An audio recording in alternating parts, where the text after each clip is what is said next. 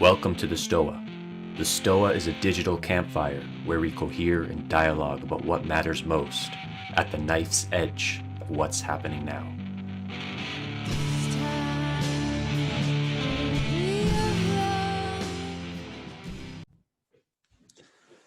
Check-ins. I have excited nervousness right now, and I am drinking Mexican beer. It's a true story. I only drink Mexican beer at the Dark Stoa. So welcome to the Stoa. I am Peter Lindbergh, the steward of the Stoa, and the Stoa is a place for us to cohere and dialogue about what matters most at the knife's edge. And today we have the most dangerous man on the internet, some say, Pat Ryan. And Pat has been having, if this is your first time here at the Stoa or the Dark Stoa, which is what we're calling Pat Ryan's series, Pat has been having an ongoing kind of exploration of his thought. And, we're just basically encouraging him to talk about whatever the fuck he wants to talk about with an act of trust that he does not get the Stoa canceled or suicided. So far, so good. So how today's going to work is Pat's going to share his thoughts. And after that, we're going to have a Q&A. If you have any questions for Pat, write in the chat box. I will unmute you. And then you ask Pat your question. If you want me to ask your question on your behalf, just indicate that in the chat box. This will go on YouTube, just FYI. So that being said, I will unmute Pat and give you co-host access. So the floor is yours, my friend. Excellent. Thank you again for the platform. I do appreciate it. I've been deplatformed more times than I've been platformed, so I'm enjoying what is most likely limited time I have here. So thank you all for coming back. We are approaching the end of what I would call a season of the topics that we've been kind of swirling around. Everything is actually connected when you put all these chains together. And these next 3 episodes are definitely going to cohere and bring it all together. Kind of like IKEA furniture, when you get to like the last couple steps and it all locks into place. So last week we talked about blackmail inflation, which was the exploration of what it means to take zero trust networks that rely on mutual blackmail and then destroy the underlying blackmail material that keeps those trust networks together. And the way to destroy them is to use deep fakes to explode the volume of it and thus inflate it the same way you would inflate gold by printing too much certificates of deposit against it. That opened up what we would call the Tartarus scenario, where all of these mutually blackmailed but powerful people are suddenly decoupled from one another. That can spell certain disaster. So I've been doing doom porn for the past 2 episodes. Now it's time to look at some of the solutions that are possible and at least trending towards these directions. So the first one is I'm going to take some parlance from Jordan Greenhall. I'm not sure if he came up with game A, game B, but he's certainly heavy in that community. So this particular episode is going to look into what's called game A's most likely outcome in the Tartarus scenario. And that's going to be called robotic nationalism. So with that said, let's get this funny show started. I think that's the correct one. And also, I believe I fixed my audio, so I should have a much better quality audio this time around. I'm really excited about that. Okay, making sure I share just this screen. Sorry, one moment, let me confirm. So, mistake on my part, and I apologize. See, that's right. Yes, that's correct. Okay. All right, and we're back. Okay, robotic nationalism, game A. It kind of looks like this, but it really doesn't. I'm just grabbing some stuff for visualization purposes. Don't forget that wonderful little VPN. That might be relevant later on in the slide. So, robotic nationalism is going to explore what we all know as the military-industrial complex, which is a pile of scary words, and ooh, boy, that's big. Which is usually a pile of scary words, and everyone has their own personal opinion of what it is. But we're not going to look into personal opinions. We're going to look into the key functions of why it keeps happening, the core behind all of it, the problems it's actually solving, because it is solving a specific problem. It's not all greed. And how it's likely to extend in a world of cheap robotics and AI. So to get started, I always like to start with the fundamentals, as you know. So we're going to start with war. Well, first we're going to start with the Tefera scenario. So just a recap of the end of the previous episode, where we have our run-of-the-mill, unaccountable, psychopathic billionaire living in his own self-curating moral universe. It sounds like a title for a My Chemical Romance song. But these are all the toys and tools that he has available to basically do whatever he wants and use force of will to justify whatever it is he's doing. So in this episode, we're going to focus on the robot army, because we know how the nukes go in smart dust. It's chemtrails. I don't want to go there yet. CRISPR we've already done. Robot army is up next. So, oh yeah, this VPN is like really powerful. So, okay, we're going to go into the history of war, which is everyone's not favorite topic. And again, everyone has a billion opinions about it. So I'm going to stick to timelines and objects and concepts. And I'm going to use this wonderful little Zoomer meme that's been going around the internet that comes with the Federal Reserve printing too much money. So I'm just going to steal that. So we're going to start with the Kush versus the Hyksos. I don't know how to pronounce that, which means I read for a living. The chariot was a devastating weapon when it got introduced. It seems like such a simple concept. You're like, it's wheels and a poor cart and two horses just strapped to it. And you're up against people on foot. You can just run donuts around them all day and just arrow, and there's nothing you could do. You're just screwed.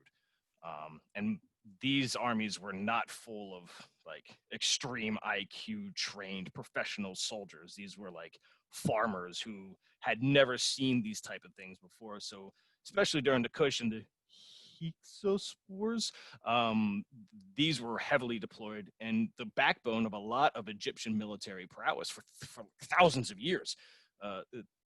Most of the Eastern Mediterranean, their military corps were surrounded by supporting their chariot forces for a very long time.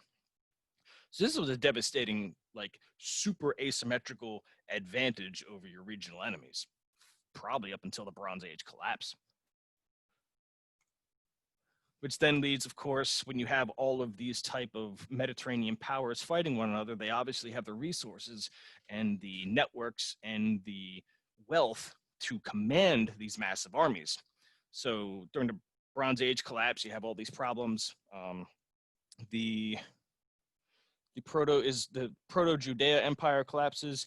Egypt doesn't collapse, but it gets set back so far to this day, it still hasn't recovered. You have the Proto-Turkey empires collapsing and the Proto-Syrian empires collapsing.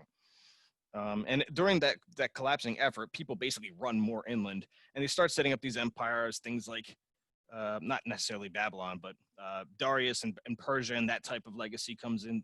The Sansirkins, whose, again, last name I can't pronounce. But the Persian Empire becomes a massive player as a result of these type of consolidations and reconfigurations of power. And this is massively challenged at the presence of Alexander the Great. He, after years of being trained by Aristotle, has this ambition to, one, try to see the rest of the world. Actually, he wants to see if there's an ocean on the other side of the planet. Like, that's actually a serious motivation for Alexander the Great. He wants to see if like the Pacific Ocean is real or not, which is ridiculous. Like, I'm going to hire some of the world's most ridiculous armies just so I can see an ocean. Like, I mean, I guess. But these are the stabby squares of Alexander the Great. And I believe when they intercepted Darius and took his gold cart, it was the equivalent of $3 billion in gold in today's value. So that gold injection, which was the accumulated gold of Babylon and Egypt and all these other players, Alexander basically said, yoink, and just threw that into Europe. Without that move, you would not have Europe as a power force today. This move alone changed all of it. We would have been we as in white people, who are white people here at least, we white people would have been a backwater for all of time had Alexander not done this. By basically stealing all of the gold from antiquity, the rest of the world was forced to deal with Europe as a trade partner at the very minimum, instead of just an endless source of slaves and, these strange light-skinned people. So that's, again, war changing the world, whether we like it or not. Of course, that gold injection powers a lot of the Grecian empires, which then in turn leads to the robustness of of European economy, which of course leads to Rome being able to form its unique republic, expanding outward and outward up until you get to, I can never pronounce this guy's name, but that's not important. This is just a fun little example of Julius Caesar, which I always thought was a really good statue of him. Julius Caesar demonstrating a brilliance of logistics more so than direct muscle. He's not out there stabbing people, be like, I'm the biggest soldier. He was able to command wartime engineering, building bridges on the fly using immediate local resources and the expertise he dragged with him to cross streams of water and move his entire supply chain across it. In this particular fight, Alias, I think it was Battle of Alias. I can't remember the name. This particular fight, he was severely at a disadvantage, and he basically surrounded this guy's forces and his cities with 2 gigantic walls and starved them out. And it worked. So this is one of those examples where planning, logistics, foresight, and insight changed the nature of war itself. It became less about bravery and heroism and more about really thinking many, many moves down the line. The brilliance of this play led, of course, to the formation of Imperial Rome, when he would then cross the Rubicon and basically begin the ending of the Republic and bring the Imperial Rome into play, which would then resolve into the bifurcation of Rome, which is Western Rome and Eastern Rome, where you have Rome proper as the capital, and then Constantinople way off in the borderlands of Turkey. Which of course leads us to the wonderful Crusades, which is one of those misunderstood periods of war or history. It's often seen as like, this is just religious intolerance and bigotry and blah, blah, blah. Not really. More than anything, you had a surplus male population in Europe at the time. You got to dump that hormone somewhere, man. You don't want surplus testosterone in your fields. Yeah, the Vikings were maybe 300 years before this stuff started. You got to put them somewhere. But more importantly, they wanted to protect Constantinople. The Pope at the time, he saw a chance to unify Rome after the bifurcation. And he said, okay, well, let's bring some Western European forces in to the protection of Constantinople, but we're not just going to post soldiers at the gates.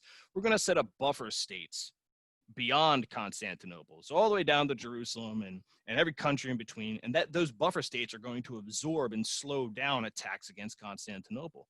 Because at this time, not that they weren't Ottomans per se, but the proto-Ottomans, they were a significant fighting force, very powerful. They were able to command the wealth of the Silk Road to their advantage considerably. They were not just a bunch of like backwaters. These were brilliant, intelligent logistics people themselves. And for 400 years, I think the Crusades kicked off. And Constantinople was inevitably sacked by these forces, by like a dynasty who was just obsessed with sacking Constantinople. Like he had visions of it, like divine premonitions of sacking Constantinople. It's Microsoft Mehmed. He has opinions. Looks like you refer to my city as Constantinople. This is the guy who eventually took it, and the way he took it was with cannons, big cannons, like big cannons, 1500s bronze that would shoot a 100-pound rock 1 mile. That type of cannery. I mean, these things are so, like the cannoneers were deaf after the first round. So you just had a bunch of deaf people just shooting this stuff. And to really just drive home this guy's seriousness in taking Constantinople, not only was he just hammering the walls, which were like legendary walls, he with these cannons, there was also like this 700-meter chain in the harbor, and boats could not pass through it. So you couldn't send a naval force to actually attack Constantinople. So what this guy did is he took his entire navy and he just put it on log rollers and moved it around the land to the opposite side of the chain. That's like dedication, right? This guy did it. He took Constantinople, turned it into Istanbul, and by controlling that, he basically controlled all of the Silk Road demand of Europe into Europe. So it was like this hotbed node, like this really powerful trade hub. And so he owned European demand. So you couldn't get silk, pepper, nothing. You couldn't get anything unless you paid this guy. This, of course, leads to the age of sail, where the Europeans say, fuck that, not paying that guy. It's actually better for me to sail around Africa than pay that guy. And so you had this huge incentive to start exploring these ships that can do all of this trade. And this was, again, the brilliance of Mehmed to ship his ships through that little piece of land. Well, the Europeans said, we'll ship our ships all across the planet instead. Thank you very much. We'll set up a secondary plan for all of our spice trade instead. This kind of pivots outside of the very interesting intricacies of this cat and mouse access to the Silk Road stuff. The advent of the musket is kind of it's obvious. I think in the 1300s, the Pope banned the crossbow because it was able to allow peasants to completely dismantle his heavy cavalry. And heavy cavalry is super expensive. You had to armor the person, train the person, you had to armor the horse. I don't know if you ever armored a horse before, but that's pretty expensive stuff. And one crossbow just go right through the armor, and that was it. So, I mean, it was like the AK-47 of its time, and Pope banned it forever. But they tried to ban muskets, and it didn't go so well.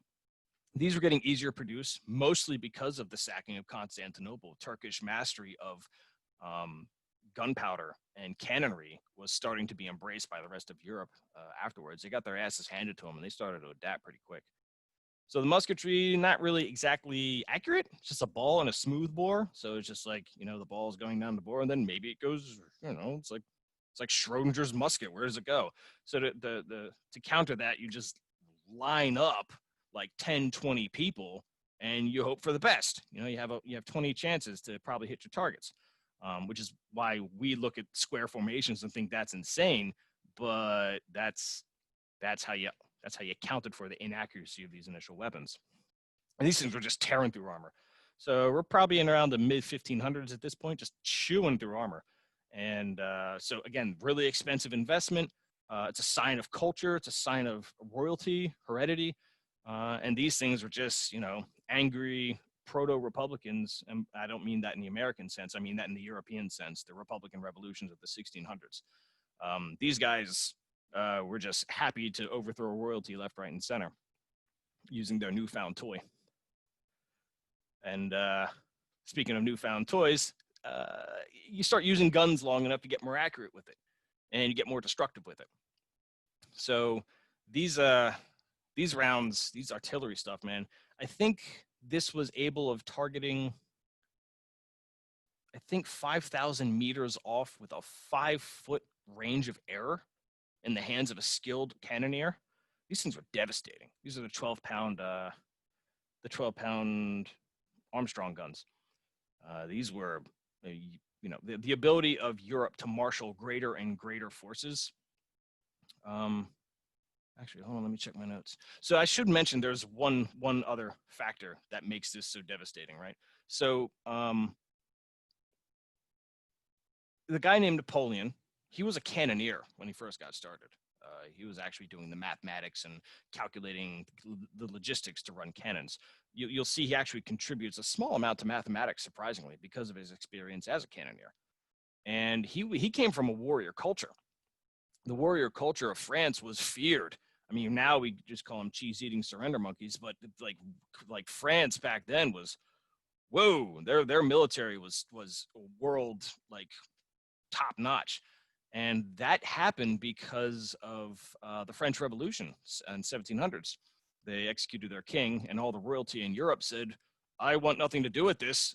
We need to stop these anti-monarchists from killing us. And so the entirety of Europe, basically all the royalty who were mostly at each other's throats, summoned a grand army to then just go stomp out this revolutionary France problem that they had. The French, their response was called Levée en Masse, which I don't know if I'm pronouncing because I cannot pronounce French for the life of me, which means to conscript every single French male as a soldier. Every single one. That means if you're in a city, you're a deli person, you're a farmer, you've never held a gun before, it does not matter. You are now a soldier. They were so successful in repelling the monarchists that they were able to extend beyond their borders and set up revolutionary enclaves all throughout Rome, all throughout Europe as well. Monarchists were not happy about this development. It severely backfired. But then again, they didn't even envision that it was possible to take every single male in your country and turn them into a soldier.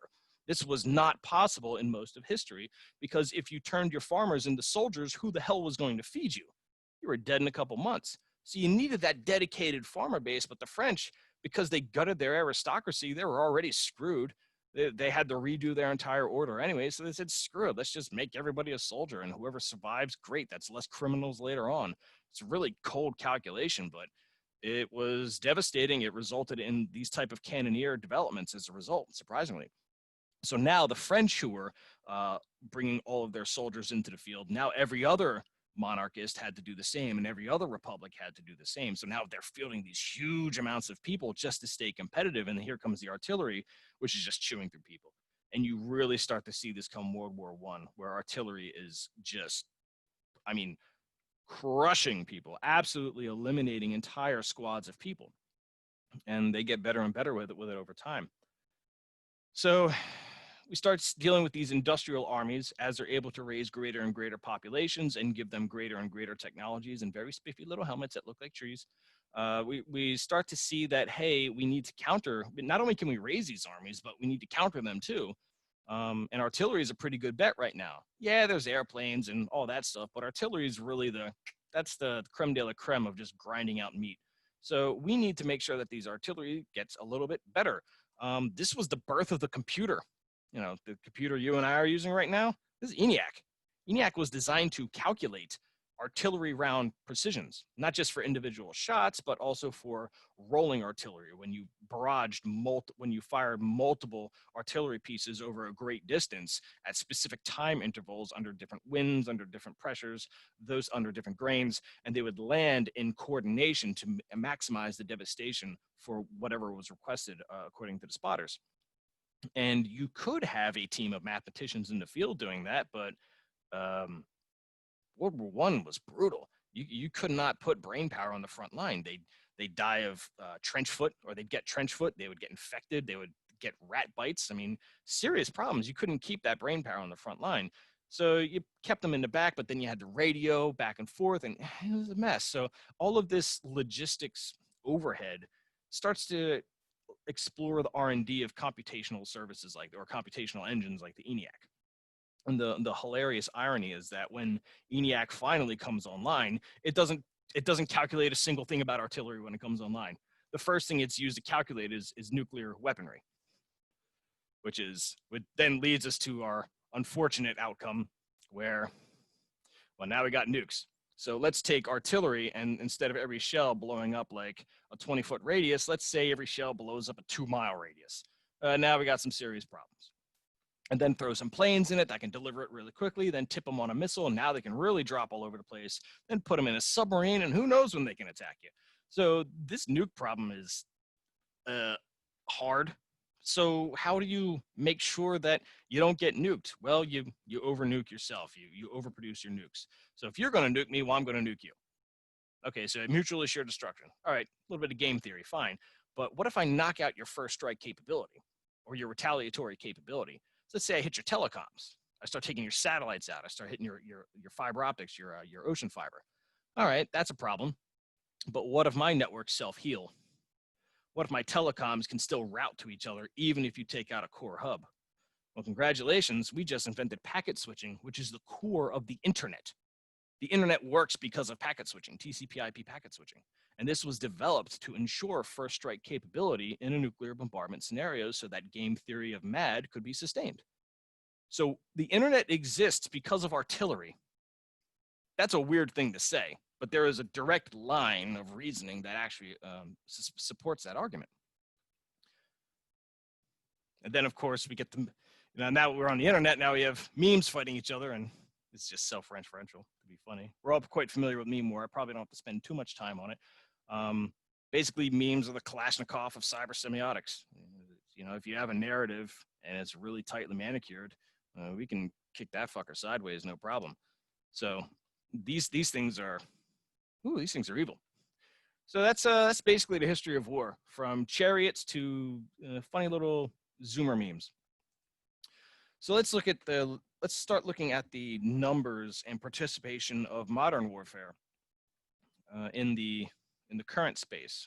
This is that's from World Bank. Yeah, from World Bank. We're starting to see this human participation in militaries across the world decline in relation to their population size. We're not talking like severe declines in the absolute number of soldiers that exist. That's still pretty damn high. But in terms of the total share of the population, it's much lower. It's decreasing considerably, although there was a spike in Africa. Um, if you're ever curious to look in that one, you want to look at, I think, Liberia. Yeah, that spike probably comes from Liberia and Zimbabwe and all the Hotel Rwanda type stuff. But Cold War is on its way out, man. We don't have to do this stuff now. We can play finance games now. We can blackmail each other. Woohoo! It's you don't need soldiers all over the place. So let's look at these numbers. Here's superpowers throughout time. Each one of the thousands of soldiers. So this is 450,000, and this is a million, 1.2. You'll see this is broken into West versus East. You'll see at the very beginning the East has a significant advantage. So this is a very strong indicator of organization, of logistical talent, of having a stable government and a heavy focus on stable government, because fielding these types of numbers, that's not easy. And admittedly, when you're dealing with the East, they didn't have the military brilliance that you see coming from the Middle East and Europe and early parts of North Africa. They are able to field very large numbers, but not with a degree of great skill in terms of sending signals to here and then delaying your attack and then moving it here. And they're operating at a much larger pace in the East. They're not dealing down with these individual tactics, although most of the fighting does boil down there, because once the fight starts, it's all individual tactics and sword play and that type of thing. The East is actually aligning their armies and their strategies much more towards dynastic assumptions. So they would raise these large armies, and just having the large army was enough to not have to deploy it. So they're thinking these things as more and more bodyguards. So it's interesting how the East looks at military versus how the West does it. And most of the West in the early part, you get to the Romans, they have a good run here. But again, most of this is the Middle East and their early advantage with Mesopotamia. France comes along and does something cute in the 1300s, but for the most part, this Middle East, Middle East gets a really good run for this whole span of time. And again, just highlighting that type of stuff. So now we're looking at things changing. And they change for the reasons that we've already gone over. We're seeing the French and the Germans, a lot of the Germans and the Russians, and the United States eventually gets, mostly because of the Civil War. Of course, leave it to the United States to raise the most amount of soldiers against its own people, but that's a different story. You see the French does the same thing with their revolution. The Russians, they hit their revolution, but they're in the middle of a war with Germany in World War I at this time, so not really the case. But the Germans and the Russians, oh my God, those guys in World War I were just brutal. They were just massacring each other. It was nuts. And you see a decline, even though the absolute numbers are pretty high. You see this petering off in the East. They're slowly being isolated because of colonialism. They're slowly losing their advantages here and there. Conquering the land masses of Eurasia is no longer a good enough strategy. The West is just surpassed in terms of naval force. And because of naval force, they have access to the entire world. The East did not have this. And you see it in their military numbers. It's just not holding hard. Admittedly, the Japanese had a pretty good run against the Russians, but that's a blip. When you look at the overall trend, you see the East is losing. The East is long-term losing here. The numbers are just meh.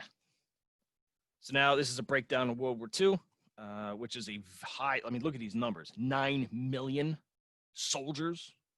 9 million? Are you serious? 12 million? We put 12 million soldiers? Holy Jesus.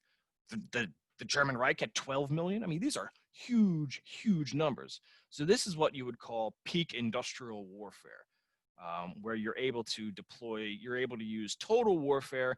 You're able to use railroads and artillery and carrier pigeons, and every single creative instinct of the human talent is just dumped into slaughtering each other in this 10-year period. And you see it in these numbers. They're just extreme.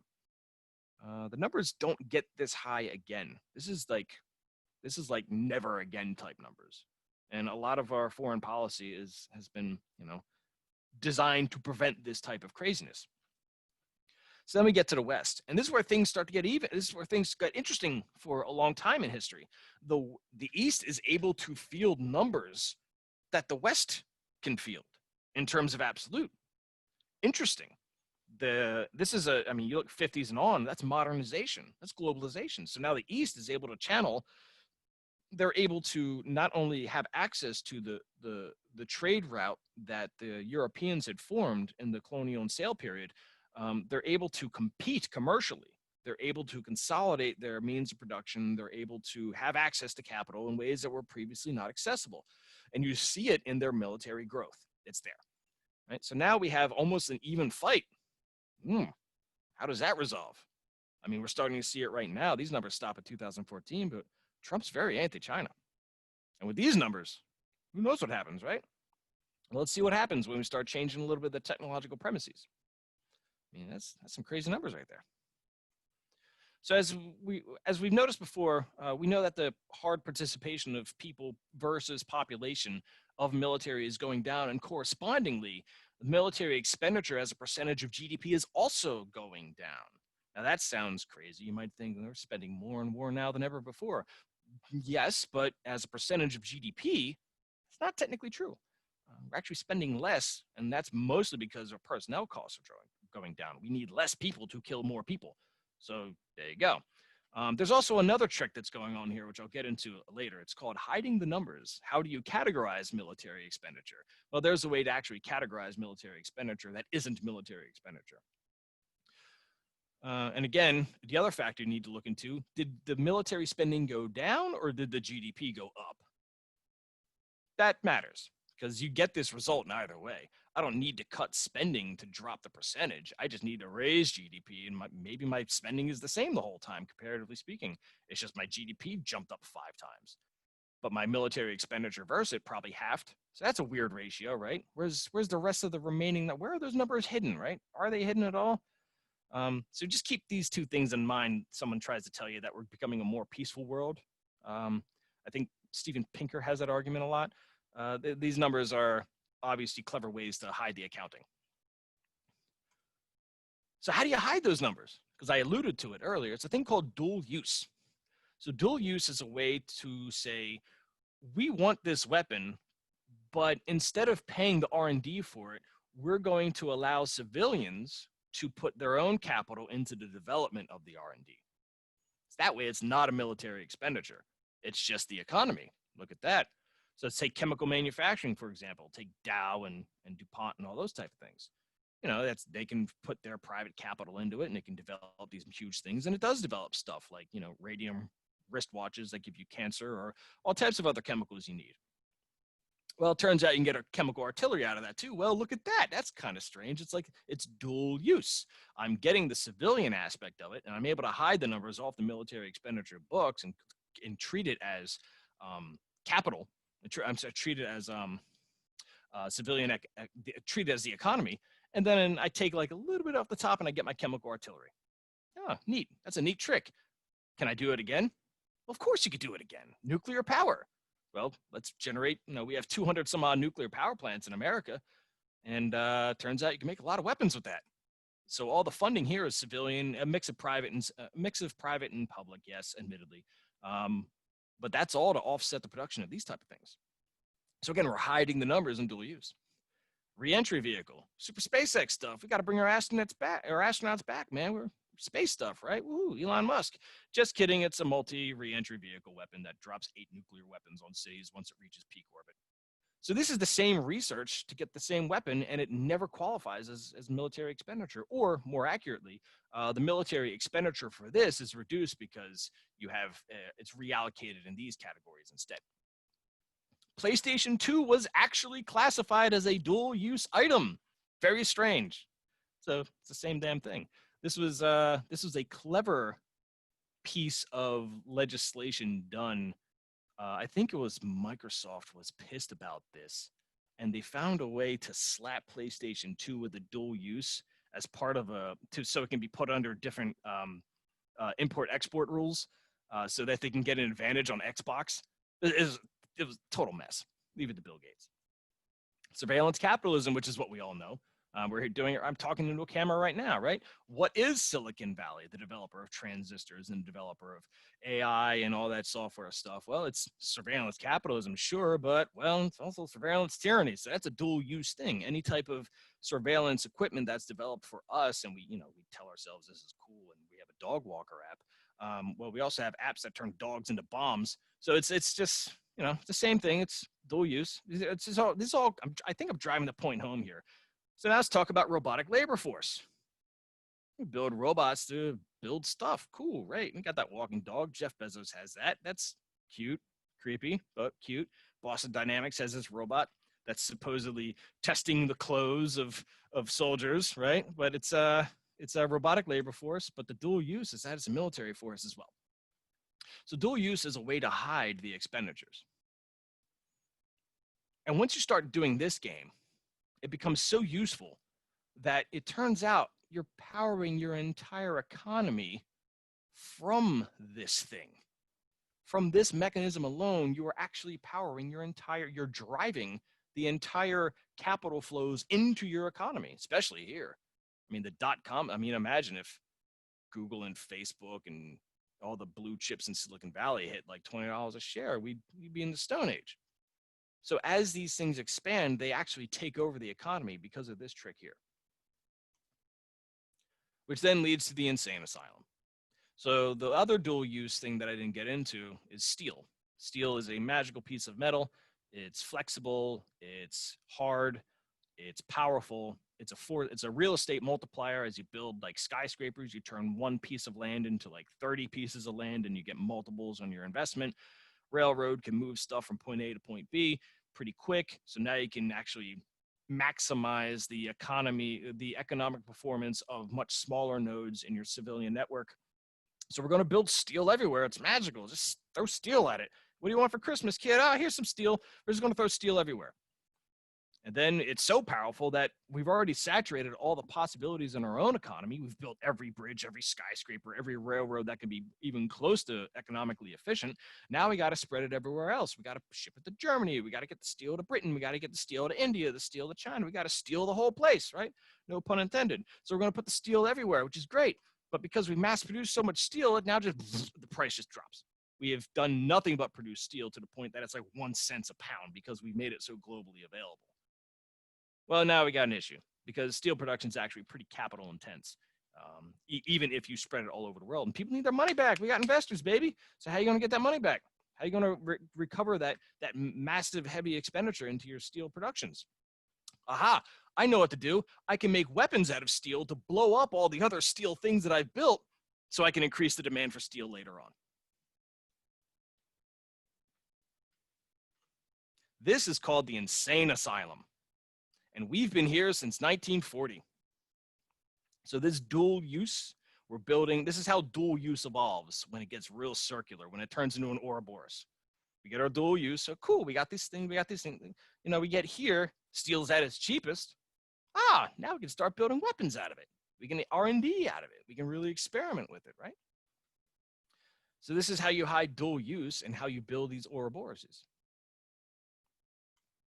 This is also known as the military-industrial complex. But this is more of the control paradigm. What I was talking about in the previous slide is the economic insanity, the economic insane circle, when you start taking dual use to its most efficient.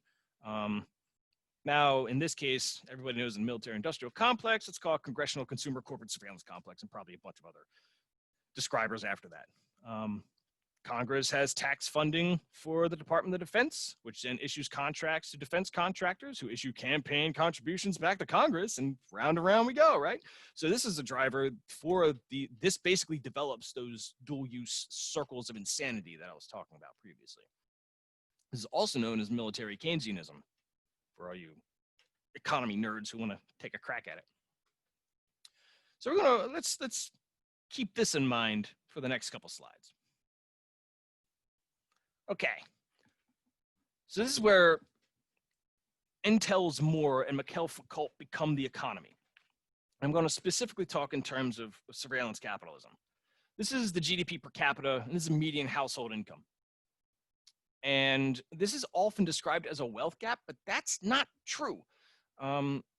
it feels like a wealth gap, but the reason it even formed is because the Fed has a dual mandate. Federal Reserve has a dual mandate to keep prices low and to keep the demand for the dollar high. So what this is actually doing is this is proof that the Fed is doing its job. This is proof that the promise to keep cost of living price controls are in place is working.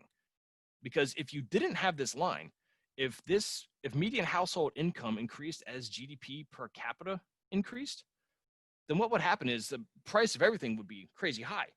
You'd be paying enormous amounts of money for all kinds of stuff. So therefore, you'd be getting less consumer-driven stuff. And I know I'm using 1930s models here. So if anyone's having an aneurysm in chat, I apologize. But this is proof that the cost of living promise is being respected. And you can just go to Walmart and see that. I mean, how often does Walmart prices change? They don't change very much. You can still go to Walmart and buy almost anything there to a degree, put on layaway or a credit card for more pricey items. But the reason Walmart's even accessible to most human beings in the country is because of the cost of living price control promise that's implied in what the Federal Reserve mandate is. And this gap is proof that it's working. So it looks like a wealth gap, but it's actually policy. So how do you get that? How do you keep that gap increasing, or how do you keep that cost of living in check? Well, you got to use technology to produce more goods at cheaper rates. And if your country has full of unions, or it's full of people who are expensive and professionals, then just ship that shit somewhere else, buddy. We're going to China, we're going to Thailand, Vietnam, India, man. And you notice as we go to these countries, it's 1960, then modernization happens, and look at that. The exports as percentage of their GDP starts to skyrocket. Meanwhile, GDP per capita goes up because financial services take over the economy because they're managing this growth, and everybody else's the cost of living is held, it's maintained, because we are basically deferring I meant to say production costs, not wages. I'm sorry, that's incorrect. The production costs are being held in line in relation to this so that we can get this.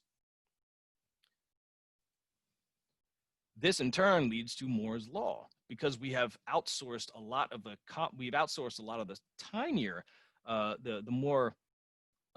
we've outsourced the less complicated stuff to other nations that are on the rise in terms of development. We're able to then take some of these people from here, specifically the people who are managing this line, and get them and retrain them to start looking into information manufacturing. So that's like Silicon Valley, that's like chip production, that's semiconductors, all those types of things. So we're able, because of this system, we're able to start really developing Moore's law as a byproduct of this, because this requires more and more research into crazy, crazy stuff in order to even get to this point, although we're starting to hit serious problems probably around this point. And that's because just quantum physics is a total pain in the ass. So these two things have a significant impact on the development of this. So if any one of these go out of whack, you can start seeing this number to go down as well. That should be a pretty solid indicator according to what I'm proposing here. Which of course leads to because we have more information processes, it's Henry. Whoa, it's this guy again. Hey, how you doing? That's great. Hold on, Henry. Hear me out real quick. We got Moore's law, and it's creating more and more transistors and more information processing. And so we're basically quantizing human behavior. That's basically what the 1990s onward has been. All growth has been about quantizing human behavior for financial services, risk management, for marketing reasons, for expansion of capital and allocations of capital. All of this has been driven primarily by the fidelity and the resolution that this has been increasing over time and over time. And why is that happening? One, because to manage the risk, which means there's social friction caused by the price controls. That's not clear. That's not obvious. So it turns out that when you keep people poor here and everyone else is getting rich, that tends to cause social friction. Weird relationship, right? Even though this system can be explained as this is actually not a bad deal for most people. It certainly doesn't feel like that sometimes, especially when you can't pay your medical bills or whatever happens. But this was the promise of the Fed. This is what they said they would do. So And then there's a more insidious part about price controls, because we're keeping not necessarily the production side here. We've already outsourced most of the hard production here, but this is consumption for us, right? So this is the cost of living. So this is consuming. Um, there's also an insidious friction that is not internal; it's actually external. Meaning, I have either a cheap labor pool or a cheap consumer pool, and now other nations want to take it for themselves. So think when America went into Japan and we said, "Hey, Commodore Perry's here, and you're going to open your market, so we're going to shoot all of you." Well, there you go. That's an example of, taking someone else's labor pool and taking someone else's markets. So as you get better control of your human behavior, you start attracting the sociopaths. And so you think you need more of this and you need more of this to keep these guys away, but by making more of this, these guys get better. So this system, this shit doesn't hold. So this is where game A has some serious problems, right? Off the cliff it goes. You'd think it goes off the cliff, but I wouldn't count it out it can tap out, but it's not going to. And so I'll explain why it doesn't have to, and that's primarily because of opportunism. So let's look at jujitsu in the Mourn for Cold Dojo. Just going to focus on this little tidbit. I'm just going to roll it out, and you're going to piece it together, I promise. So 9/11, oh God, what the fuck, right? So bang, planes hit building, what the shit. I know it's a hell of a segue, I apologize. Brussels and the EU is like, what the fuck, 9/11, this is terrible, right? Everybody's in solidarity. This is stupid, what the hell? Let's go after these guys in Afghanistan, what the fuck? So everyone's kind of in agreement here, right? It's like, it's also Yellow Cake, by the way. Woo-hoo. I don't know if you remember that. I don't know if y'all are old enough, but it was this Yellow Cake thing, and that was supposed to justify going into here. Brussels was like, damn, foiled our, damn it, you weren't supposed to say that. It screwed up our petro euro. God damn it. So now everyone has to go into Iraq. And so it's multi-coalition force for the most part. You notice it's like, I've surgically removed Saudi Arabia from this whole thing. The rest of the region is completely trashed, by the way, because we go into Iraq. And so it's just sectarian strife. Just like, boom, Shiites and Sunnis just completely decimating one another.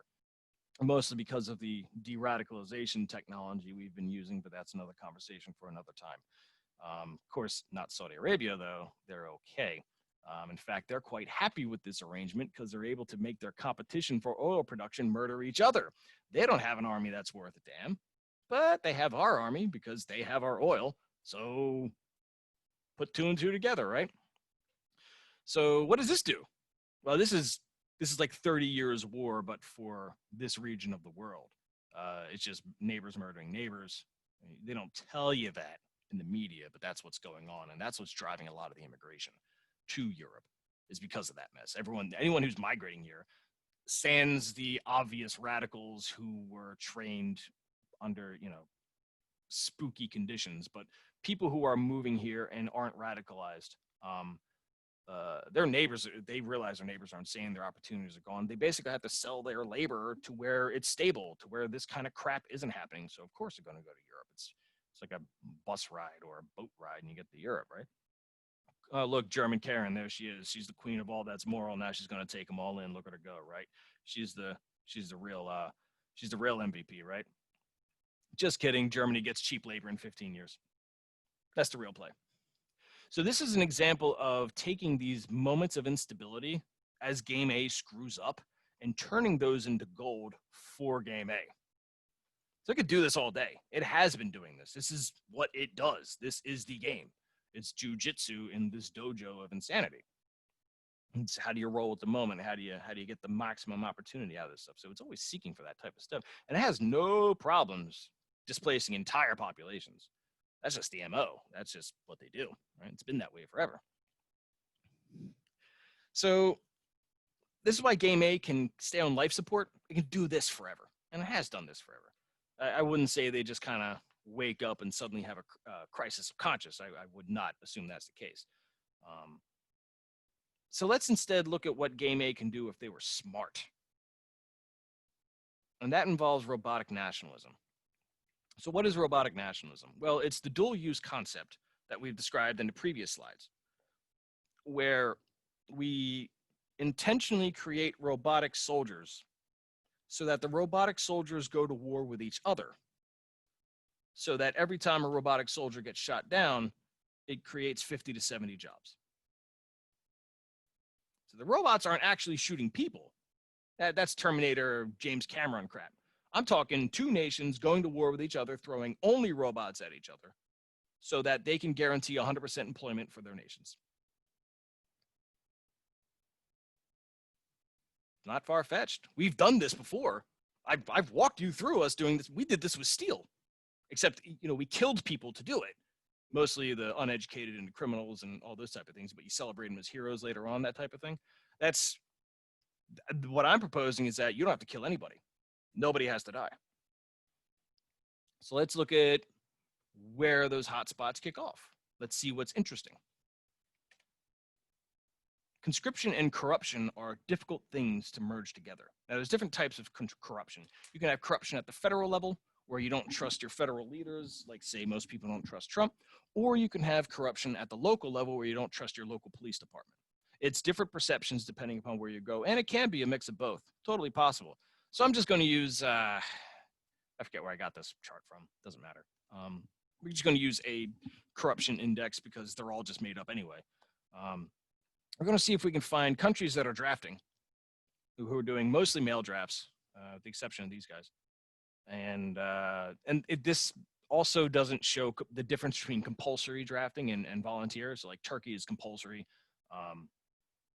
and I think Russia is volunteer. I forget, but everyone signs up for, like, selective service in some capacity and can be called upon later on. But these are, and America has that. But I'm talking about, like, military drafts. It's always active. It's part of the culture. So now let's identify places where the draft is going on and corruption is really high. The lower the number, the higher it is, right? So we're looking at the old kingdom of Kush. We're looking at Turkey. We're looking at Russia.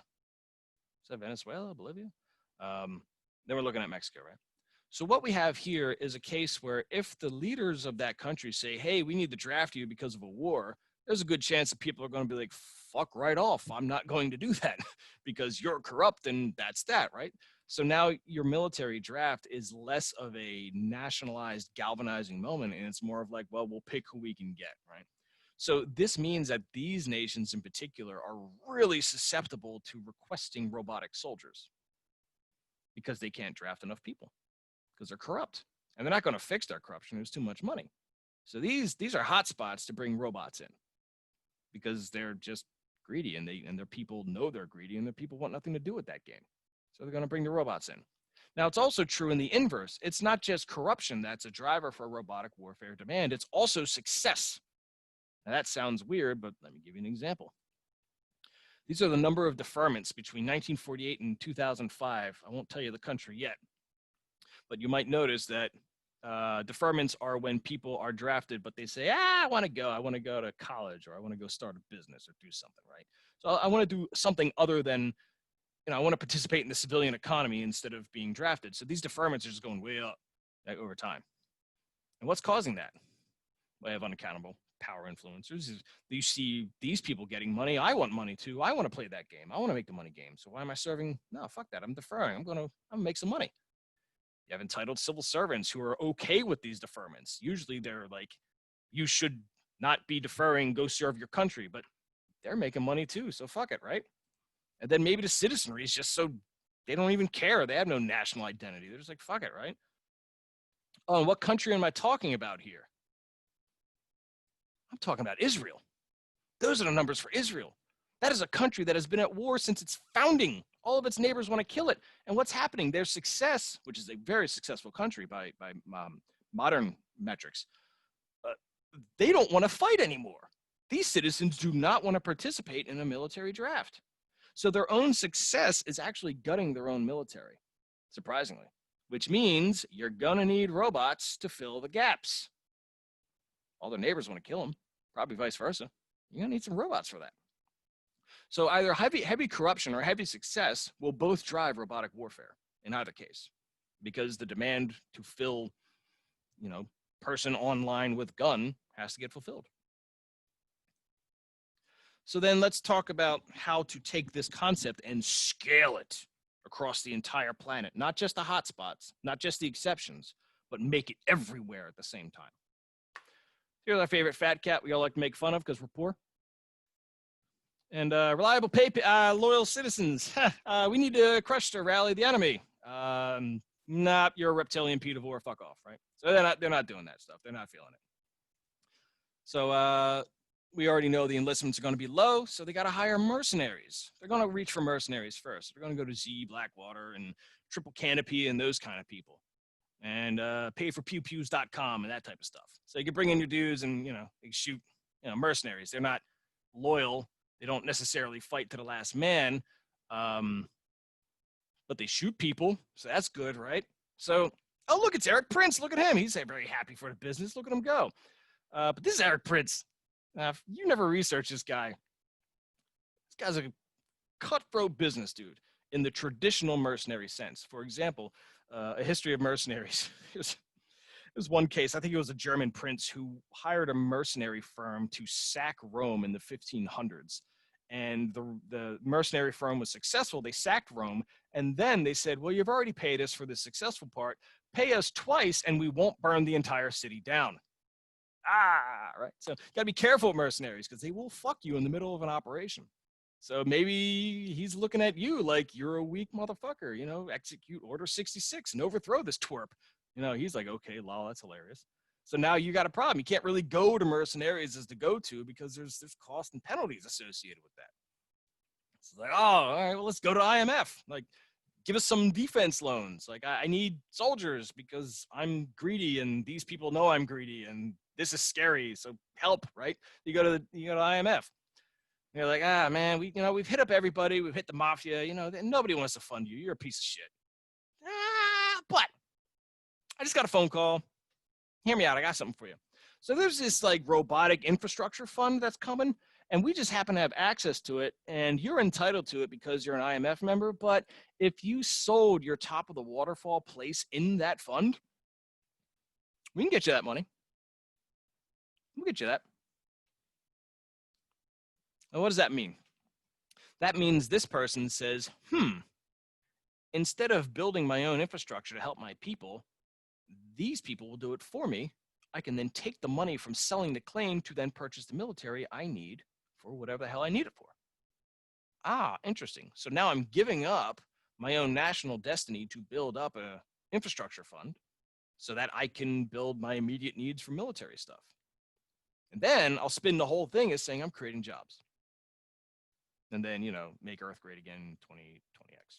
And, this guy somehow won in this whole situation where he was certainly doomed from this factor alone. But here, you can play some fun games. Okay, so that's one country, right? So now let's tip over to the next part of this. I call it the robo-dollar, like the petrodollar, but robots, because it's robot evening, robots everything. So here's country cluster 1, country cluster 2, greedy fat dude we all hate, robot infrastructure deal that's set up, and the workers for both situations, right? And IMF sitting here pretty. We're looking at Westphalia 3.0 because remember, blackmail inflation destroyed Westphalia 2.0. It's like, oh God, wait, you funded this guy. Wait, you gave him robots. Now because he has robots, now I need robots. Because if I don't have robots, then he can invade me because he has a bigger force. So now I need robots. Like, IMF, help, right? You cut a deal with this guy, cut a deal with me. I need help. It's like, interesting. The more I fund this, the more I can spread it. What an interesting correlation. I can now get more loan obligations to me, and all I have to do is forgive debt and convert that into a robo investment. So all these countries have stupendous amounts of debts with the IMF. If the IMF was willing to forgive the debt in exchange for that top of the line, top of the waterfall claim on any type of robotic infrastructure fund, well, they'd drop that debt in a heartbeat. They'd drop that debt worldwide in a heartbeat. You're talking Jubilee level of dropping debt. And these countries absolutely walk into it. They'd love that. They couldn't get enough of that.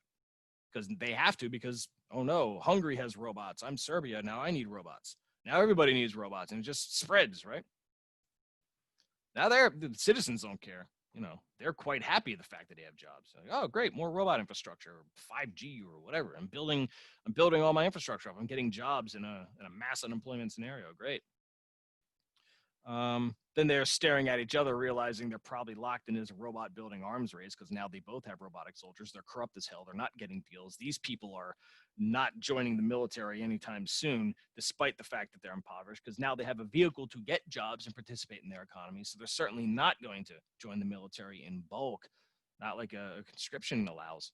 And now these guys have to build robots because they rely more and more on the robotic forces for defense and less on human, meat shield participation. So now we got to build the robots. So now you got robots, and that takes work. So now that's more jobs.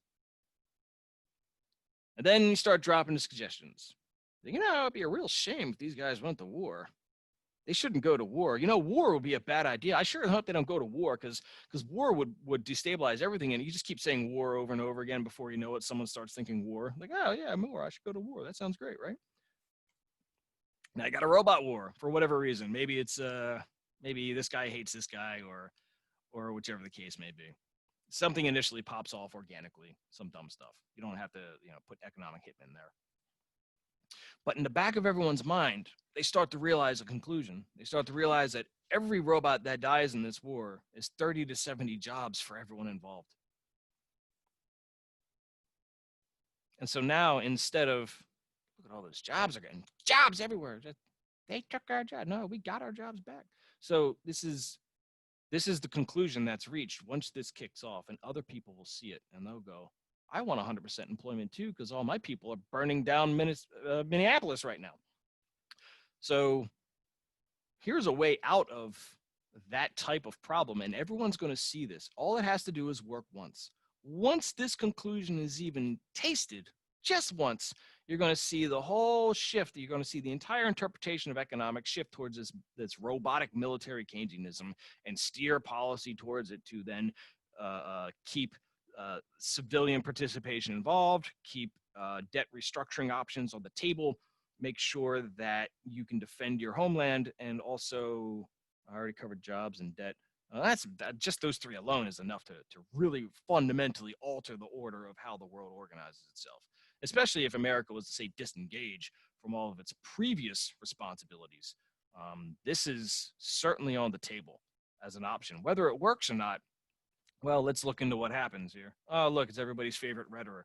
He's out here. He's very convinced that this all sounds nice and well, but what if they take robots and dump them in a population center? So what if they don't, what if they don't steer themselves towards this ideal state where it's robots versus robots?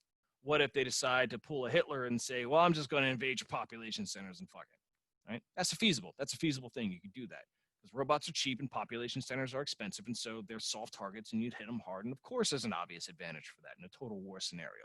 Of course, but there's also exterminatus. And I got 18 billion reasons why this works. These motherfuckers are off the table, meaning that's Prince Al-Wa'id. He's an $18 billion net value. He was hung upside down and had the shit kicked out of him for 6 weeks straight. This is Claire Bronfman. She ran a sex cult / human trafficking thing. She's been in court ever since Trump got elected, and we all know who these guys are. So all these untouchables, we can touch them. So if any one of these people decide to step out of line and start throwing robots at humans, we can touch you. We have 19 billion reasons, and 19 billion reasons why we can touch you. So it doesn't matter how much money you got. You can get exterminated. We'll take you off the table, no problem. So I'm not really concerned about this one, because anyone who's trying to put that together, they can be taken off the table. So what we do, we can update our Geneva protocols and say robot versus human is a war crime. We don't want that. We're not out here trying to exterminate everybody and fulfill Malthus and that whole group. We're interested in making sure that if these robots are coming, let's put this thing on a sane leash and say, hey, how can we benefit from humans? These robots are coming with or without us. You can't just dig your head in the sand and be like, oh, no, the robots, oh, God. No, they're here. Just fucking work it out. Let's start here. Let's make this a war crime. You can totally do this. You're not forbidding the creation of robotic war machines, but we're saying when you deploy them on humans, it's a war crime. And if you disagree, out you go. Get out of our system. We want nothing to do with you. So now let's talk about the other problem, which is unemployment. Because you put more robots in, you're going to have less demand for people, right? And study after study tends to show this. You're looking at these circle radiuses imply commuting zones. So larger cities have bigger circles, et cetera. And you're looking at this trend when you take all the bubble graphs and you walk down the median, and you'll see that you do have more unemployment as you move along the line, as more robot use happens. So you have less robot use, and it's funny, you actually have spikes of severe unemployment when you have less robot use. And then you get to a more steady, predictable unemployment when you get more robot use, which is, there's actually some funds that can benefit from that, surprisingly. But here's a key distinction here, right? Everybody says unemployment this, unemployment that, robots going to do anything. Hold on now. Let's look at this word private real quick. It said private employment goes down. It didn't say public employment goes down. Now I'm talking robotic nationalism, where robots are out there shooting robots and people are put in dual use scenarios to then produce those robots. And AI is probably stupid right now, so let's put humans to control and pilot those robots. So even if this slips, what I've done is I've created a mechanism that allows for public employment to offset this. Now, there's a libertarian somewhere screaming bloody murder at this whole concept. Yeah, sure, that's true. Broken window fallacy. Of course, that's all very true. But this is coming, whether you like it or not. There's no economic tone that you can point to and say, but this book is going to stop the robot. That's not happening. The robots are here. The technology is here. How are you going to play jujitsu in this dojo? You can't just go off the mat. You got to roll with the punches here. It doesn't have, I'm not proposing permanent public employment. It's not what I'm saying. I'm saying transitional. Yep, that's the best I can offer at this point. Because other than that, then it's just like, ugh, everyone's paranoid. So let's look at the 3 points here. That why this is feasible and why this would even be sought after. This whole spiel. Because of dual use, the private sector can absorb a lot of the R&D costs. And once you get to the warfare scenario where the robots are fighting each other, that drives costs down further as the employment goes up, because you need more robots for every robot that's destroyed, but you need robotic infrastructure, you need communication, you need manufacturing, production, you need allocation, you need trade, stable trade between every player in the game. So as we pursue this road, as long as we're not expending human capital like we were in World War II in the steel cycle, in the robot cycle, it's feasible to get the cost of robots down very far and without a permanent reliance on human misery and human expenditure to keep those costs low, like we do need with steel. This probably pisses off the Malthusians something awful, but go pound sand. Once you get to the point where all of these nations have these robotic armies and they're doing their geopolitical dance with each other, little tribal stuff, you're going to hit a Pareto frontier, meaning there's going to be only so many more configurations of robotic conflict until no more geopolitical advantage is discovered. There's only so many ways you can possibly rejigger that, and that's called a Pareto frontier. Once you hit that space, you will have very high employment for everyone that's part of the public employment, at least. And that then tips into a swords to plowshare scenario. Now, why is that? Because the entire economies of all these nations will be modernized in the robotic sense, at least. They will have a surplus of robotic forces that are not, remember, these are dual use. So not only are they starting as soldiers, but they can be double backed as workers. They can be brought back as a labor facility, which of course is going to drive this private unemployment down. And we know that, right? But why do we want that? That sounds like, okay, I've explained all this stuff, but why do we want that, right? Because when you have an abundance of workers, the cost of work, the cost of labor drops dramatically, like extremely. So now things that were previously too expensive become accessible.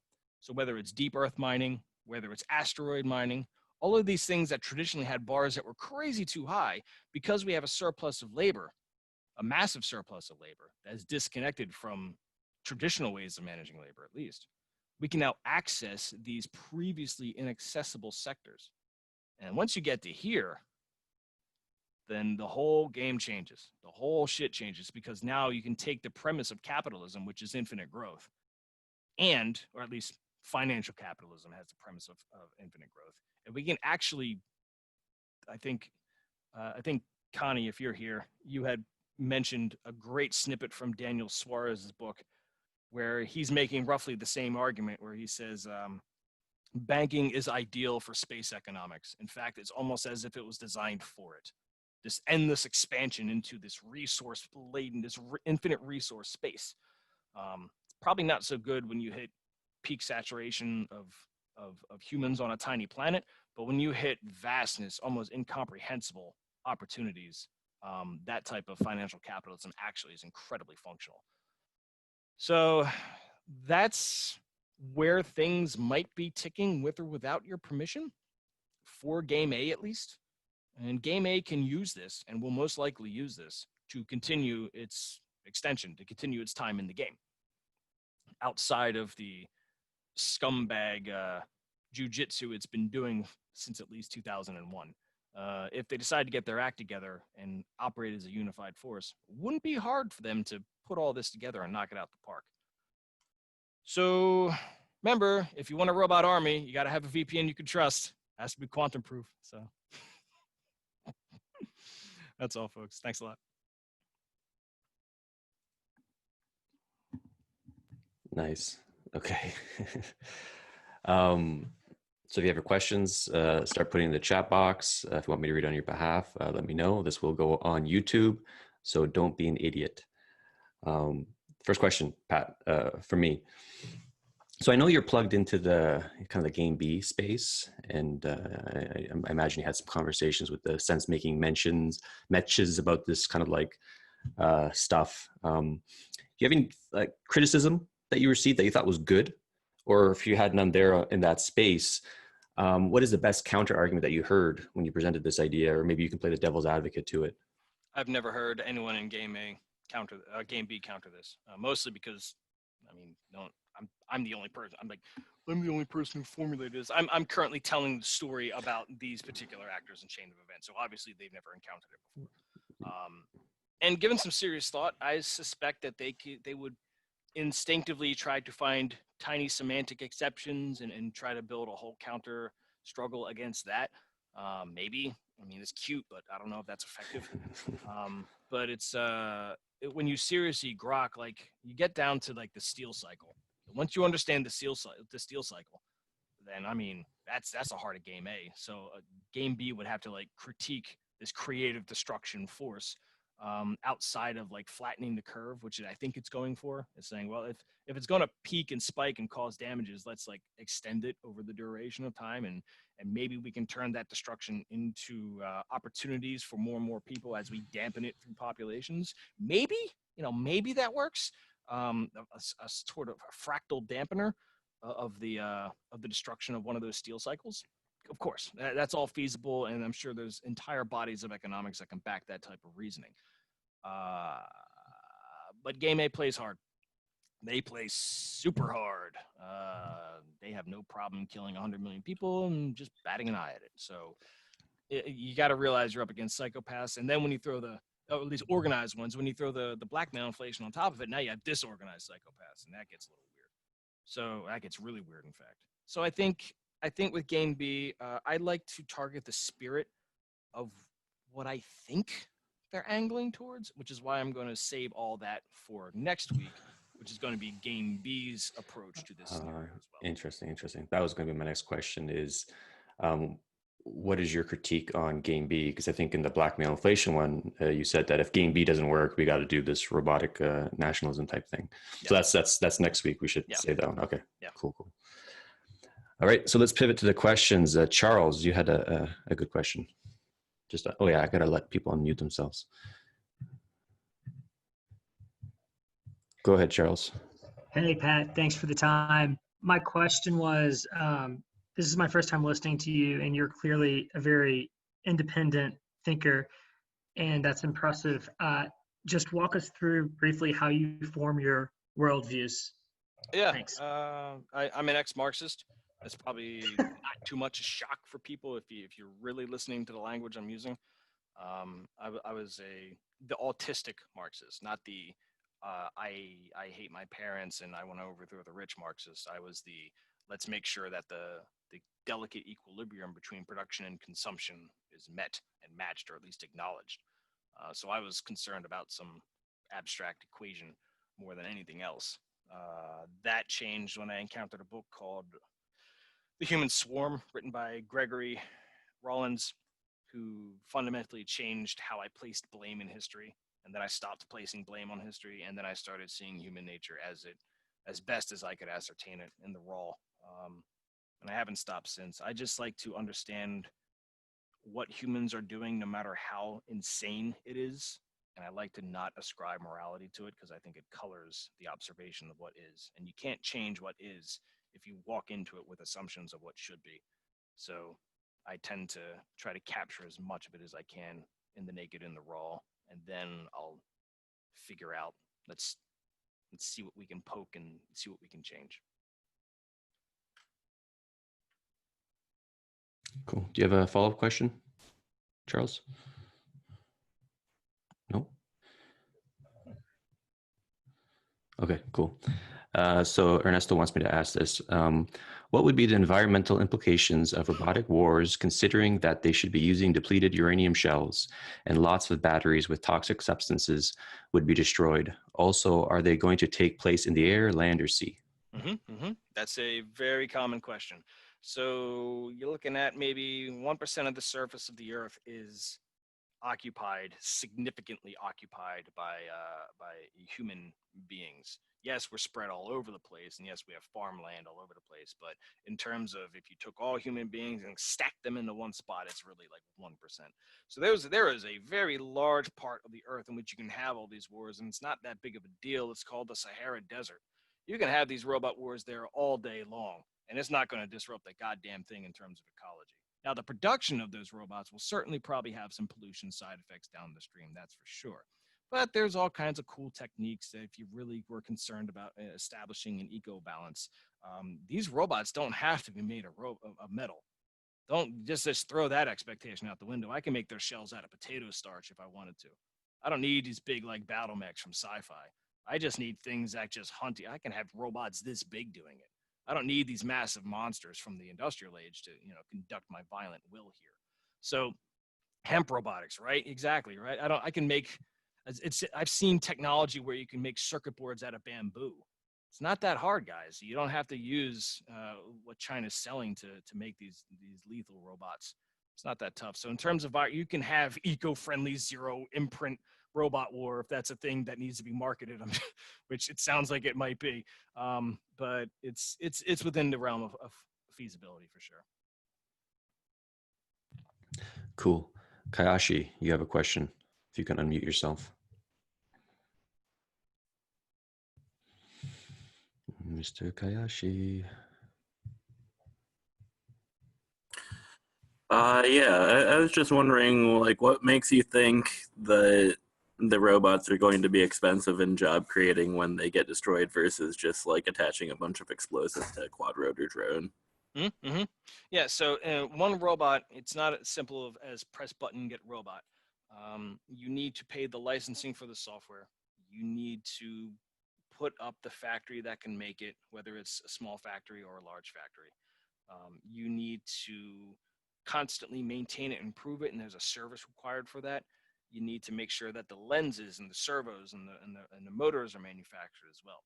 You need to keep quality control and swarm management. It's not just going to be one person per robot. You're probably looking at one person controlling 100 robots with a bunch of intermediary good enough AIs to assist in the person managing those fleets. There is a lot of aggregate economics that can be extrapolated from this type of infrastructure. So whenever a robot goes down, through the aggregate, more and more jobs are created, not just in the production, but in the cleanup, management, recycling, propaganda, the whole chain. You can include the entire economy off this alone. Cool. Okay, this is Will. He wants me to read it on his behalf. Would scarcity of nations' natural resources be a problem for continuous robotic war? It would be a problem in terms of establishing equilibrium of robotic capabilities. So if you had one nation that happened to have access to rare earths and one nation that did not, there's a very good chance that the rare earth nation is probably going to have better information processing, just because of all of the techniques that rare earths can that's a well understood technology at this point. But as we've seen in World War II, during the hyper-nationalist phase, nations surprisingly got along even without having access to an entire world system of trade that was functional. The Japanese were cut off from oil and tin. Admittedly, they invaded, their neighbors to get it back, but they were able to adapt even without it. Again, you have interesting pressures that come into play when you're cut off of world trade and cheap labor and cheap material access and frictionless stuff that we've all become accustomed to. When you have people who are facing the full brunt of mass unemployment, it's not as if everyone's lazy. It's just that the configuration of the economics are bad. And there will be people who will work to make sure that that configuration gets optimal again. The government has a huge incentive to do so in those situations. Otherwise, the politicians get outvoted. They have instability through their federal system. So there's competing pressures that even if there are resource disequilibriums, those competing pressures really will maximize human ingenuity to make do with the resources they have. And if they can't, which most of them won't, and that's true, they won't, that's where you cut deals and you form alliances with people. You say, put me under your robotic union because I can't produce robots and I need your protection. So that's an adaptation as well. All right. Rachel Haywire just dropped an interesting question. Rachel, if you can unmute yourself. Hi, so yeah, robot nationalism, interesting. I'm curious, where would robot dictators fall into this equation? From the media, possibilities first. It would come from the media. So you're looking at populist dictators in this space will most likely arise from VR. That sounds weird, but I believe a question was asked last week about the impact of VR yeah, that's right. Uh-huh. So the same reasoning applies there. Usually when you look, or I should say, when you look at the evolution of modern communication technologies, with every advancement of communication tech, you get a corresponding dictator who got to that position by exploiting it. Mm. So the advent of radio, that comes with things like, I'm going to say FDR as dictator, but what I mean is it's the central core of power. Vladimir Lenin heavily used radio. Film was heavily used by the Germans in World War I under Kaiser Wilhelm.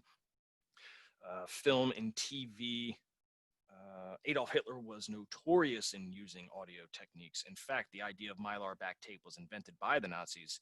And what they would do is they would record Adolf Hitler on this really high quality Mylar tape, and then they'd ship the tape everywhere. And then they'd play speeches of him from different parts of Germany. So the Allies would bomb these places thinking Hitler was there, but he was never there because the rest of the world only had access to vinyl, and vinyl was a shit quality sound. So the idea of this high resolution quality sound playing from somewhere else, obviously he was in front of the microphone. So media revolutions tend to bridge the gap between the will of central state and how you normalize that to the rest of the masses. And so only mass communication can do that. So if you're asking what the dictators will look like, they won't be necessarily robotic per se, but they will be part of the communication regime of those robotic economies, and that's probably going to be VR. Exciting.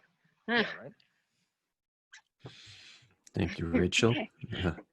Do you have a follow-up question, Rachel, or you just want to give us some more? I'm just thinking of the VR simulation of like the robot dictator, and you put on the goggles and like it's this like robot army of like marching robots, and maybe people like want to engage in those experiences because they want to imagine things. Like even if we don't have that, maybe that would just be like a fun artistic experience for somebody to have, to like put on some goggles and like robot dictators.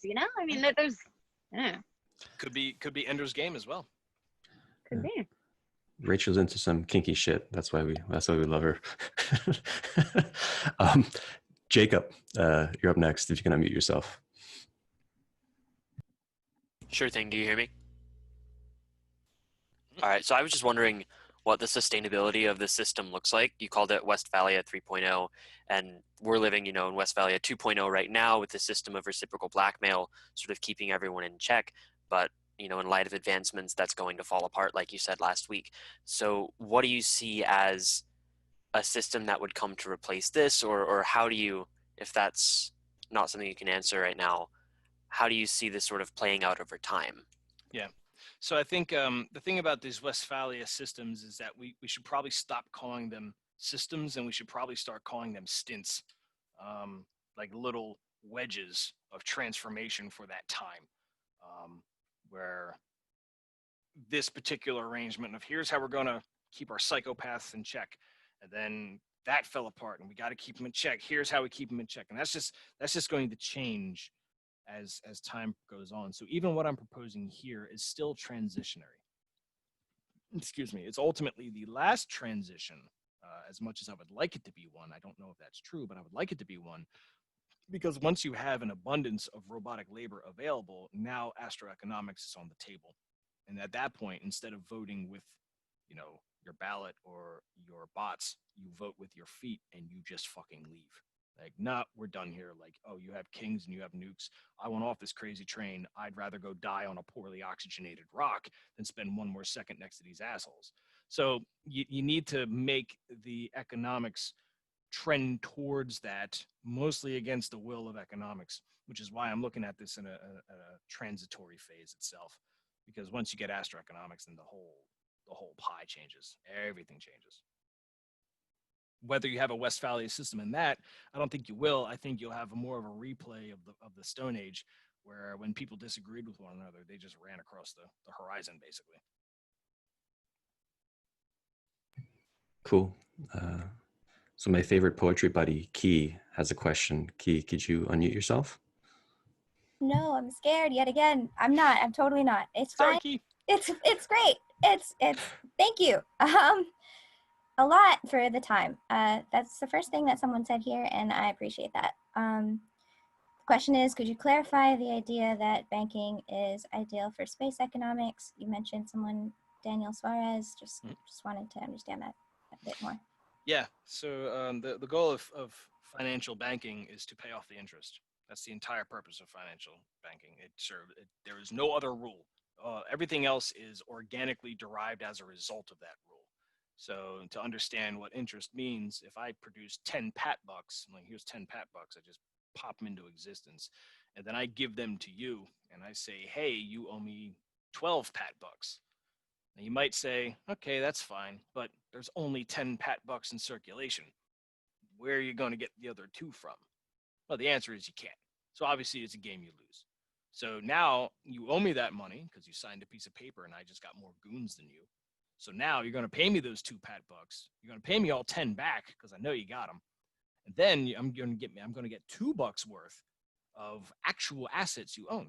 So that could be hours of your time or property you have or some contract or some other asset that you evaluate, right? So I'm overproducing the demand for my pat bucks and underproducing the supply.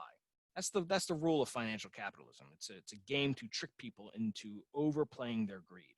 And it works. It works all the time. Now, ideally, you want this game to be stable. You don't want it to be overtly predatory when you're dealing with, 6 billion people. But you can't hold everybody accountable. Everybody's free to write whatever contract they want, and you're going to fucking shoot yourself if you don't know what you're doing, or shoot yourself in the foot if you don't know what you're doing.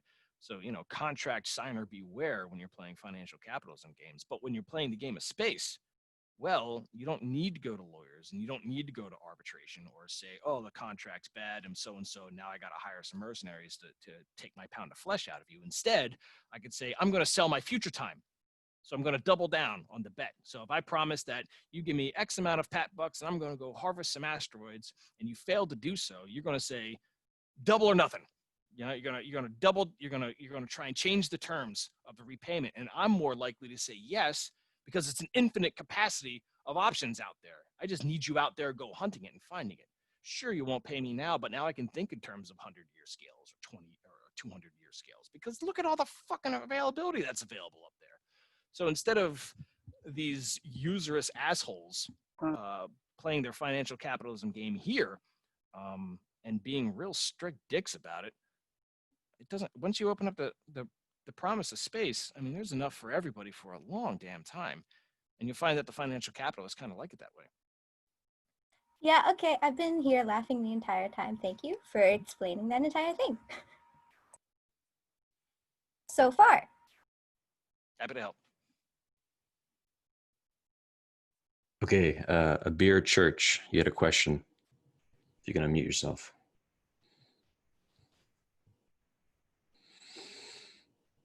I will unmute you. You're unmutable.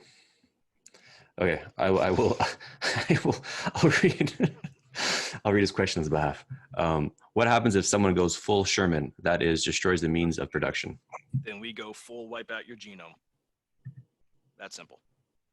You want to go target humans? We will wipe out your genome from the planet. Anyone who looks like you, just gone. Your family gone.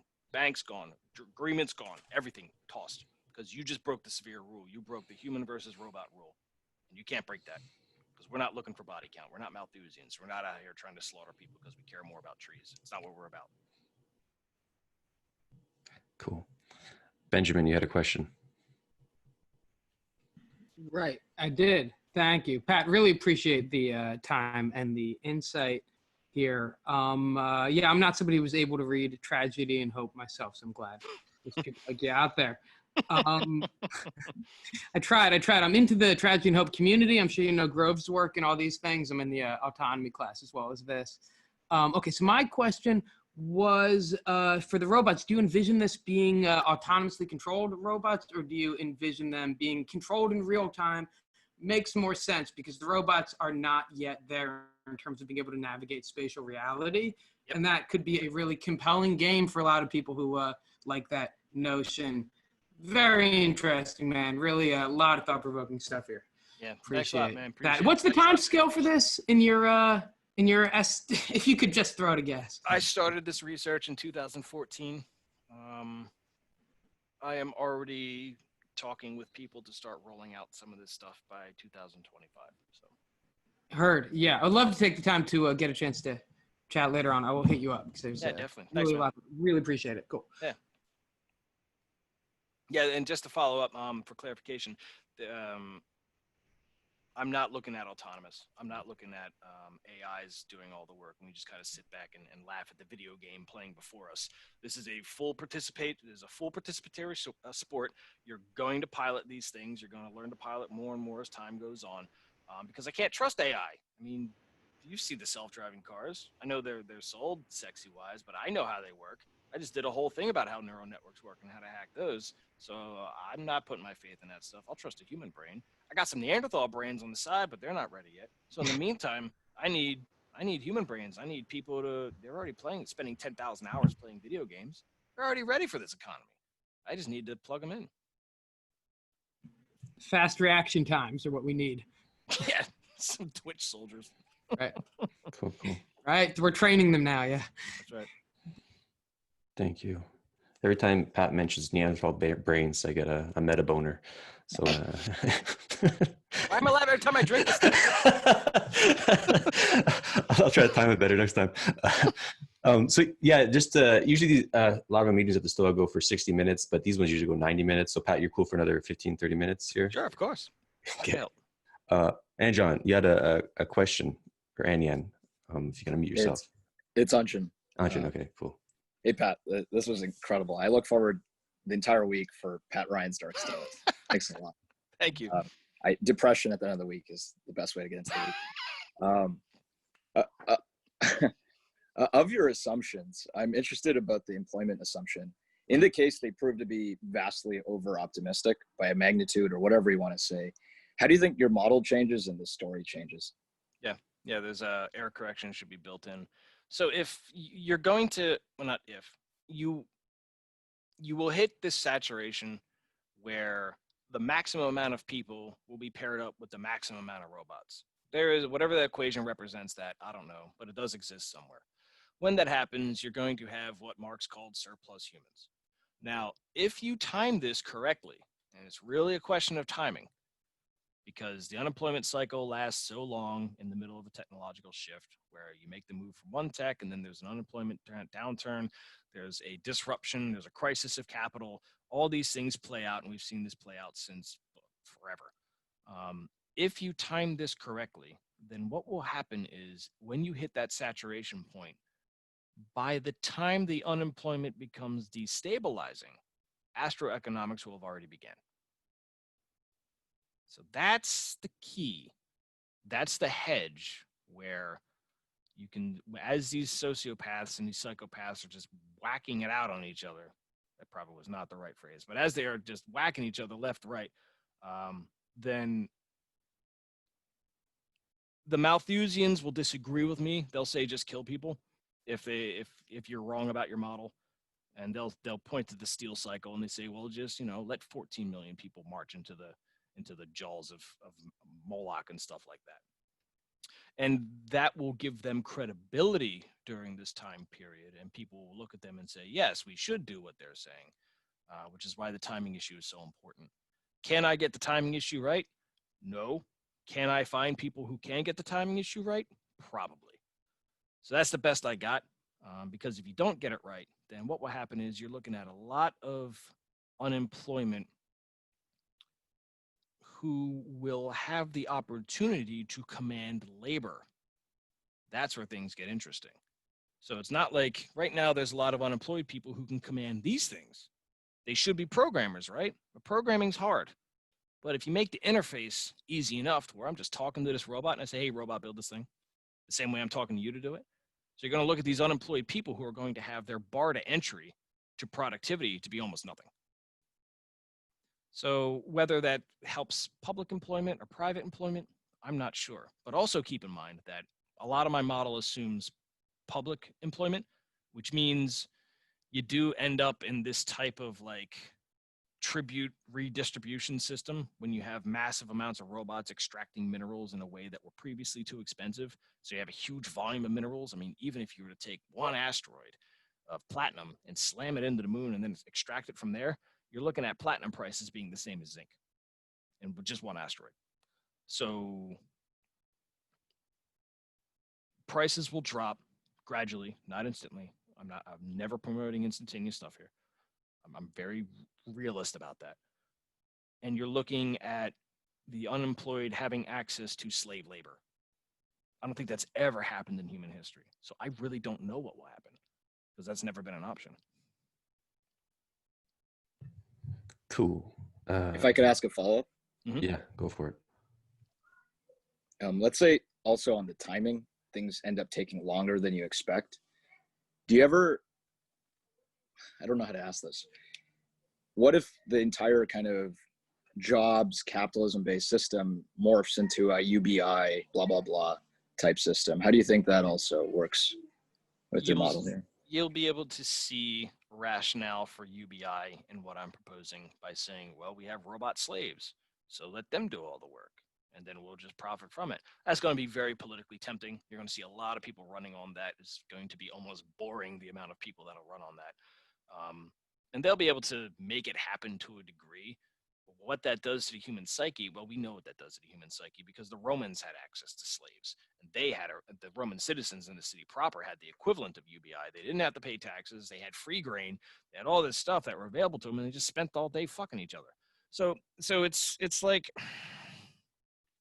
this isn't the first time we've done this type of thing. If you want to see what UBI really looks like, go to Saudi Arabia. Good Lord, the KSA, you get a royalty for being alive if you're a Saudi citizen. Like, oh, you're born, here's your free money. Like, I'm not even making that up. They will pay you to be they will pay for your entire school from like pre-K to like master's thesis. Like, there are examples of like this leisure utopia that America in particular seems to always strive for. They pop up from so often from time to time in history. So it's not like we'd be the first to do it. There are models we can pull from. And at some point I will most likely have to pull from those models to understand how to manage those a bit better. Cool. Okay, I'm going to read this question. The robot wars will be dependent on a lot of computing power. Computing power currently has a lot of resource bottleneck with Colton. What's the future of the Congo in this context? Will there be a fight to control this country? Computing power can be mitigated. Yes. So let me answer the spirit of the question first. You will have a lot of these robot resources being deployed for strategic capture of those resources. That will be an imperative. And a lot of conflict will certainly arise from there. The computational power that's required, again, because I'm not using AI, and there's a analog to why you don't want to use AI. It's the same thing as a rocket ship, where in order to get my rocket ship out of orbit, I need fuel, but that adds more weight. So now I need more fuel to add more weight, and now I need more fuel to compensate for the weight of the fuel. And before you know it, your ship doesn't go anywhere. So there's actually this strange balance in order to get a ship off the planet and into orbit. The same thing's true about robots that are using AI. The computational complexity means more hardware, more battery, but the battery means more weight. More weight means more structural mass, and now I need more battery to compensate for the more CPU, and then round and round we go. So at some point, you don't want to use AIs until they really go through like a graphene revolution or something at the transistor level. And I'm not going to wait around for that. There's no need to. So the cheap hack is to basically have IoT, where the machine has its bare minimum sensors for balance and stability and control, but it's the human brain that's doing a lot of the offloading and the off processing, just for starters. Then that will obviously put a huge pressure on trying to create these low energy AI stuff. And if you remember the morality machine, I go into the energy efficiency stuff there. Creating that economy of pressure, IoT is going to do that with or without robotic nationalism. That's just on the slate anyway. So you may have resource conflicts, but those are accounting problems where you say, is the conflict worth it? Do I deploy soldiers here, and what's the opportunity cost of that, my robot soldiers here, versus putting R&D into things like 3D graphene or cadmium arsenide or something like that. So those are the equations you make to actually answer those questions in a more predictable manner.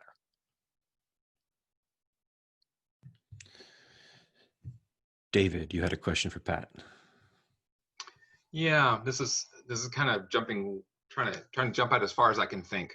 So listening to Vervaeke and really grokking the levels of knowing. So for those who don't know, Vervaeke lecture series, Awakening from the Meaning of the Crisis, important, but biological life seems to go participatory, booting up into perspectival knowing, booting up into procedural knowing, and then booting up into propositional. Propositional seems like the peak of the pyramid to us.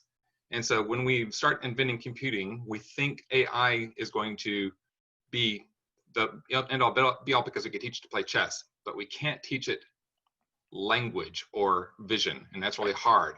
Yeah. So it seems that biological or synthetic life goes the other direction. It's propositional, it's its base, and then it goes the other direction with participatory being its final stage. So there's something like a flipping of the motivation, which is kind of the Lorenz attractor kind of lobe switch between right brain, right brain, which is dominant. That kind of balances where we are. That creates kind of an ever increasing pendulum swing to new dominance hierarchies. So is there something like that that is continuing to grow us with balancing the AI? So AI stretches us to grow more, and we stretch it to grow more, rather than some final end state. Yes, that is a pretty good visual. Lorenz attractor stuff is applicable in this sense, which is why I focused on the Neanderthal brains. I did not have faith when I really started researching the AI tech in 2005. I had absolutely no faith it was going to hit any of its promises, because it's an epistemological problem from the very jump. It just demands infinite data and infinite computation to solve infinitely useless things. So unless you structure your entire economy to have infinitely cheap power, Tesla hope aside, you're not going to hit those AI goals. Yeah, not a hot dog. Exactly. Not a hot dog. I don't know if you've ever seen that from Silicon Valley, but that's exactly the problem. So instead of trying to pretend that in our mathematical hubris, we can reproduce a 2 billion year winner take all product that is the brain, in a 55-year post-industrial span, I have just given up on that fight entirely, and I said, screw it, let's just use brains. They can't use human brains, obviously, so I use another species instead. And so here's a thought. This is kind of where this comes from. Is back in 2005, watching Kurzweil talk about the age of spiritual machines and the thought that technology can evolve faster than we can because it goes exponential and we can't do that. My thought was, oh, you're underestimating the power of networked brains doing something kind of very powerful kind of computational thing. If each human is effectively a neuron in a global brain doing all that kind of computation, we have way more computational power at our disposal. That's right. That requires some sort of level of coordination that needs us to use the technological brain to extend that. But something happens where where basically Indra's net becomes self-aware. So self-aware is I don't burden myself with theological problems. But when it comes to that level of exponential expectation, you'll find that in fractal complexity. You don't necessarily have to drive more horsepower behind something. Once your network effects go fractal, then you have all those resources totally at your availability. And that's what I'd like to rely on. But instead of putting all the trust in the eggheads in Silicon Valley, I'm just going to trust 2 billion years of evolution, which already has the fractal complexity built into it. It's already there. So I don't want to reinvent the wheel here. That's just overall silly. And when you start tapping into, like, again, even with humans controlling swarms of AI, which is a huge part of military research right now, it's not as intuitive as like a real-time strategy game. It's not like StarCraft where I select the drones and then off you go. They're experimenting with some pretty clever stuff in terms of neural interfacing. How do I control like a pile of people? How do I control a pile of drones just from like sub-auditory, thoughts in the nerve down here? I've seen a couple interesting proposals that involve putting a mesh on your tongue and using the tongue because the tongue has so many sensor receptors on it, and using the sensations of that to control all these drone swarms. So you're looking at full spectrum neural envelopment in order to control all of these types of things. It's not just typing on a keyboard or selecting with a mouse. It's every single part of your neurology being tapped into wherever it can. So I think you're going to see that type of control scheme rise as the economic pressures to command robotic labor rise with it. If I could just do one quick follow-up, the sense of, somebody said the Borg, right? It's the Borg time. There's something here that doesn't quite gel in my mind with the Borg, in that if I look at, I'm gonna use the Matrix trilogy as an interesting view, in which the third Matrix is really confusing when you first watch it. But when Neo gets blinded and he sees that it's all light, the machines are light too. Mm-hmm. It's something like intelligence or life comes at it from all angles. So this consciousness thing, I don't want to say, it's the part that you don't want to go into. It's already there. So this is something like, and this is where I come back to Donald Hoffman and the notion of the case against reality. Something is already happening where the universe is living in just doing ever more complex ways of perceiving itself. So the thought that we invented something, we're being used to deepen a perspective, not to invent a perspective. There's a raging debate in academia about, is mathematics invented or is it discovered? And that hits the heart of what it is you're talking about. And you can actually filter a personality pretty quickly from that and be like, if it's discovered, then you're probably talking to an engineer. And if it's invented, you're probably talking to a philosopher. So it's a fun little, or a theologian. So it's a fun little game. But that's another way of sort of mathematically teasing out what I think you're circling. And I think next week I'll be covering autocults, which will be tapping into the periphery of some of that stuff. Certainly not the core, but definitely the periphery. Cool. Thanks for that, David. So let's ask one more question. And Hannah, if you can unmute yourself and ask the question.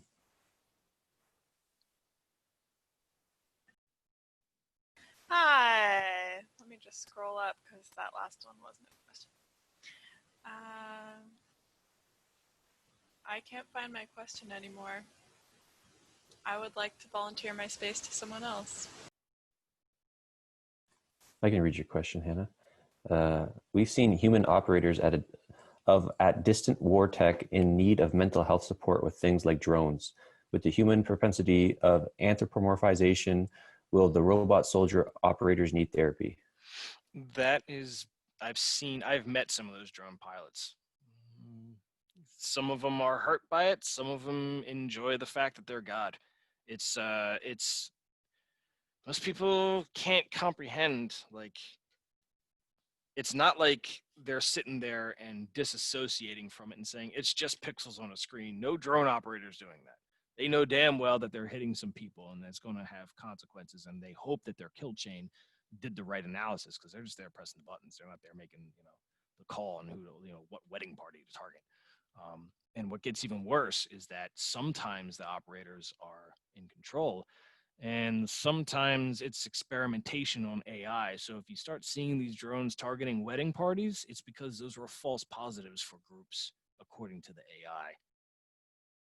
Oops, they put AI in the kill chain and it makes mistakes. They don't talk about that, but that's a thing. And so if that ever gets back down to the operator, then that guy's like, what the fuck? I didn't want to do that. Obviously, he didn't want to do that. And he's not out there for a genocidal rampage. So there is huge pressure to, at least psychological, to one, keep your operator in check. But that's targeting humans. What does an operator look like when he's blowing up robots? Think he cares? It's probably no different than shooting, pixels on a screen. Targeting humans is a big deal. Targeting other robots, whatever, just light it up.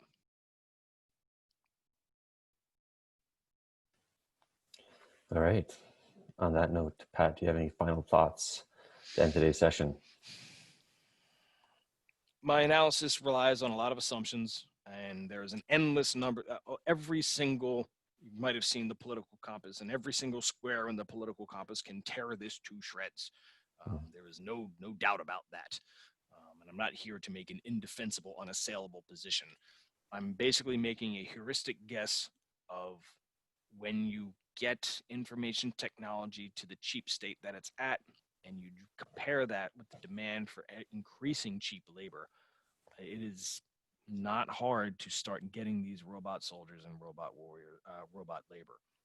Once you have that in play, do you think it's going to be democracy? Do you think it's going to be fascism? Or do you think it's going to be something you've never fucking seen before? It's probably going to be the latter.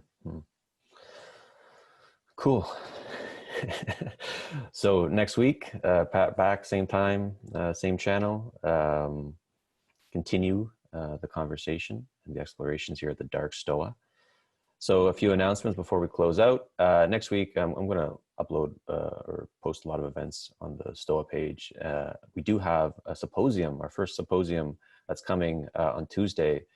It's going to be called Let Us Maybe Get Triggered by Jordan Peterson Symposium. There's a series of talks from all sorts of the political spectrum on Jordan Peterson. It's going to end off with a screening on the Rise of Jordan Peterson documentary with the filmmakers in attendance. And then we're going to have a Cure of the Dawn kind of like jam. And he might introduce Steal the Culture theme song of the Stoa, which John Vervaeke talked about. So that's going to be dope. I'm going to post that now. Check it out. Sign up the mailing list. Check out the gift economy. And if you have any existential horror emerge from this, just let me know and we'll plug you into the wisdom gym. And hopefully things will go okay. All right, everyone. Thank you. Good night. See you, folks.